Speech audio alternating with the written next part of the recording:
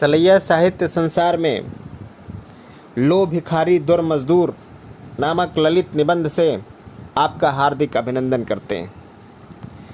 मैं हरिद्वार जा रहा था और वे भी माने एक मारवाड़ी धनी परिवार। इस परिवार में एक सेठ जी कोई 40 वर्ष के, सेठानी जी एक जवान लड़का और एक 4-5 साल की लड़की। मेरी तबीयत ज़रा ख़राब। मैं अपनी सीट पर लेटा हुआ, शानदार सेकंड क्लास का डिब्बा जिसमें 2 सीट नीचे और 2 ऊपर वाली सामान से लद-फद। उनके लड़के ने चाहा कि मेरी सीट पर वह अपनी खिड़की के पास बैठे। मैंने चाहा कि हाँ, वह ज़रूर बैठे, पर पैर सकोड़े।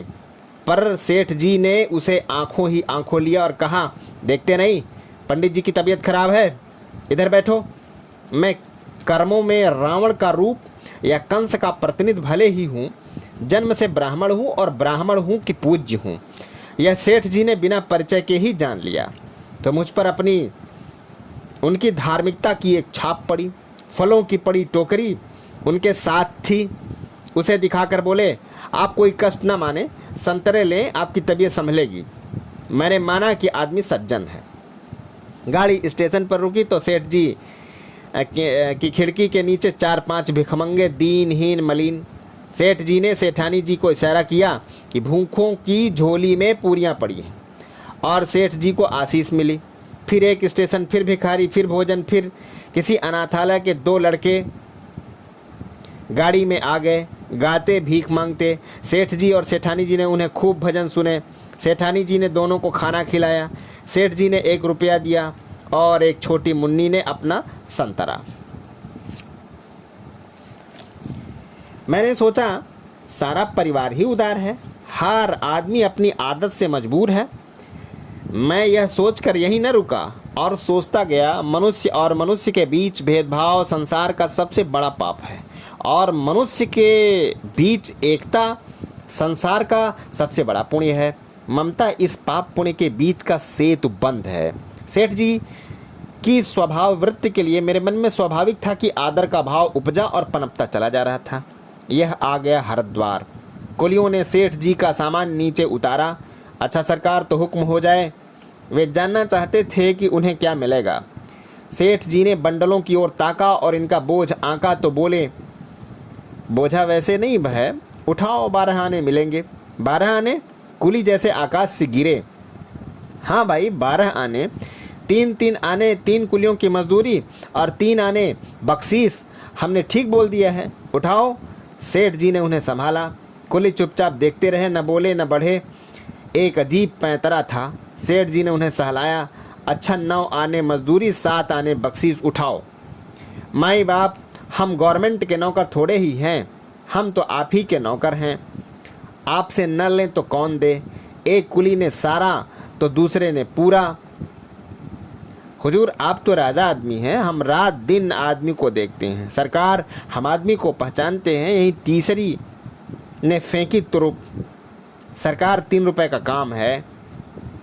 प्रशंसा के माया जाल में उलझते उलझते सेठ जी ने उन्हें एक झटका दिया। ना, 3 रुपया का कौन काम है? हमारा टाइम वेस्ट मत करो। उठाना हो तो उठाओ, नहीं तो हमारा नौकर रख देगा।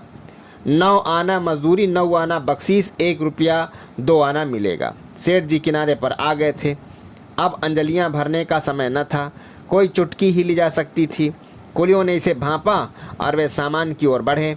बढ़ते बढ़ते उन्होंने एक झोंक दी। वाह सरकार, आप नौकर से क्यों सामान उठवावें?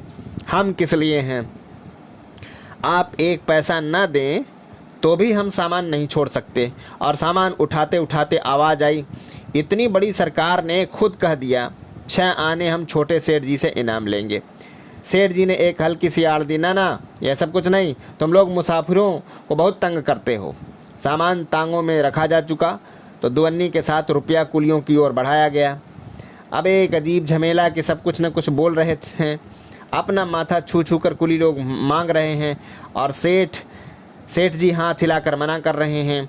सेठ जी आखिर झुके और 1.5 रुपया कुलियों के पल्ले पड़ा। तभी आज उठे 10-20 भिखारी। सेठ जी ने सबको 1-1 अधन्नी दी। बिना तकाजे और तांगा चला। मैंने सोचा बहुत तंग करते हैं ये कुली, हर आदमी अपनी आदत से मजबूर है। मैं सोच कर यहीं न रुका और सोचता गया कि जिस मनुष्य ने अनाथालय के लड़कों को बिना मांगे 1 रुपया दिया और जिसने भिखारियों को मांगते ही 5-7 आने दे दिए, वह कुलियों से 4-6 आने बचाने के लिए इतनी देर क्यों उलझता रहा। इस आदमी ने के पास पैसा है, यह उसे खर्चना चाहता है, खर्चना जानता है, यह स्पष्ट है। फिर मनोवृत्ति की यह कौन सी दिशा है जिसके साथ इसका कोई संपर्क नहीं। उन्हें देने को वह तैयार है, पर जो उनकी सेवा करते हैं, उसे वो सुख पहुंचाते हैं, उन्हें देने को वह तैयार नहीं है। एक अद्भुत मनोदशा है इस सेठ की, पर क्या यह सेठ की ही मनोदशा है? सोचता हूँ कुछ गहरे उतर जाऊँ तो याद आ गई मुझे अपनी एक भाभी जी। जो मिलता है उनकी प्रशंसा करता है, जो उनका एक बार अतिथि हो गया वह दूसरे का आतिथ्य फिर पसंद नहीं करता। नम्र, हंसमुख, उदार और सज्जन। उनका एक बूढ़ा धोबी है। धोबी उनसे काम भी पाता है, स्नेह भी, सद्व्यवहार भी। एक दिन उसे कपड़े दिए और वह आज भी धो लाए। धोबी ने दूसरा काम छोड़कर यह काम किया और जब हिसाब लिखने का समय आया तो मजदूरी दुगनी लिखाई।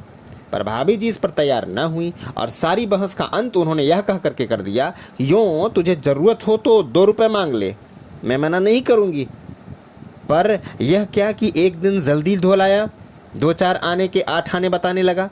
बिल्कुल वही सेठ की मनोवृत्ति। यदि मांगने की मुद्रा में तू सामने आए तो तुझे 2 रुपया देना भी सरल, पर यदि मजदूरी की बात है तो 8 आने भी मेरे लिए कुबेर का भंडार। देने में यह अंतर क्यों?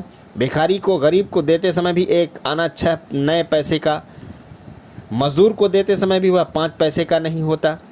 फिर एक को देने में वह रपटता क्यों है और दूसरे को देने में वह चिपकता क्यों है? बहुत सोचा तो एक बात पाई कि भिखारी मांगता है तो जैसे बिना कहे भी कहता है, मेरा कोई अधिकार नहीं है, यह आपकी कृपा है। इस अधिकारहीनता और कृपा पूर्णता में दाता की महत्ता है। उसे देते समय वह बिना अनुभव किए भी दाता को यह गौरव अनुभव होता है कि मैं इससे बड़ा हूँ, सामर्थ्यवान हूँ, ओह मैं। इसके विरुद्ध मजदूर जब मांगता है तो जैसे बिना कहे भी मांगता है। मैं भीख तो मांगता नहीं साहब, मैंने तो पहले काम किया तब मांग रहा हूँ। यह मांग मेरा अधिकार है, साफ है। इस मांग में लेने वाले का अधिकार है, देने वाले की बाध्यता है। तो संक्षेप में, भिखारी गरीब या असमर्थ मांगते समय अपने अहम को ही दीनता में डुबो देता है और दाता देते समय अपने अहम की प्यास बुझती से अनुभव करता है। तो मजदूर मांगते समय अपना अधिकार से अनुभव करता है और दाता देखता है कि उससे कुछ वसूल किया जा रहा है। पहले में दोनों पक्ष अस्वस्थ हैं और दूसरे में केवल पहला। पर हम भिखारी के कार्य को मान रहे हैं स्वाभाविक यानी उसका अधिकार, और मजदूर के कार्य को मान रहे हैं अस्वाभाविक यानी उसकी धृष्टता। इसके साथ ही दाता के दर्प को हम मान रहे हैं पुण्य और मजदूर के अधिकार हरण को सेठ की चतुरता। हमारे लिए जीवन के प्रश्नों का समाधान है और धर्म की दृष्टि में वह कार्य या पाप है जिसमें दीनता है, दर्प है, अपहरण है। यह सब समाज व्यवस्था की अव्यवस्था के चिन्ह हैं। स्वस्थ समाज व्यवस्था में न भिखारी की दीनता के लिए स्थान है, न दाता के दर्प के लिए और न मजदूर की धृष्टता के लिए, न धनपति की चतुरता के लिए। उसकी दृष्टि में तो विषमता और अव्यवस्था ही रोग है और समता और व्यवस्था ही स्वास्थ्य है। जय हिंद, वंदे मातरम।